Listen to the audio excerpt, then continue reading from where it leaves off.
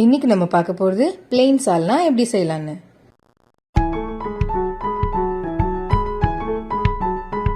Hello friends, welcome to kitchen to plate. வாங்க வீடியோக்குள்ள போகலாம்.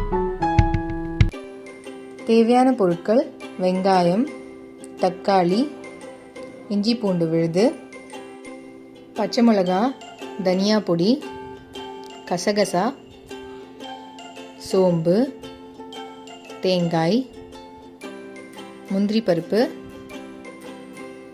மிளகு, ஜீரகம், பிரியாணி இலை, வெண்ணிலா பூ, கிராம்பு, ஸ்டார், பட்டை, ஏலக்காய், உப்பு, மஞ்சப்பொடி, காரப்பொடி, கரம் மசாலா பொடி, கடலை மாவு, கொத்தமல்லி, கருவேப்பிலை, புதினா.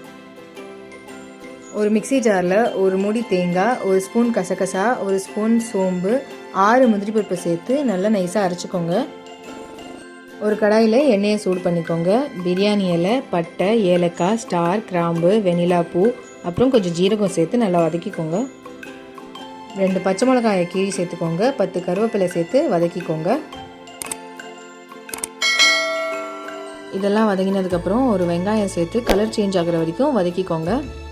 1 டீஸ்பூன் தனியா பொடி, 1 டீஸ்பூன் காரப்பொடி, 1 டீஸ்பூன் கரம் மசாலா பொடி, 1/4 டீஸ்பூன் மஞ்சள் பொடி சேர்த்து நல்லா மிக்ஸ் பண்ணிக்கோங்க. இது நல்லா வதங்கினதுக்கப்புறம் ஒரு தக்காளி நறுக்கி சேர்த்துக்கோங்க. 4 டேபிள் ஸ்பூன் இஞ்சி பூண்டு சேர்த்து நல்லா மிக்ஸ் பண்ணிக்கோங்க. இஞ்சி பூண்டு வாசனை போகிற வரைக்கும். இப்போது கொஞ்சம் கொத்தமல்லியும் புதினாவும் சேர்த்து மிக்ஸ் பண்ணிக்கோங்க.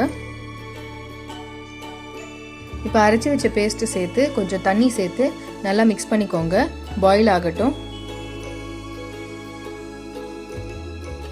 இது நல்லா பாயில் ஆனதுக்கப்புறம் ஒரு ஸ்பூன் கடலை மாவில் தண்ணி ஊற்றி கட்டி தட்டாமல் மிக்ஸ் பண்ணிக்கோங்க.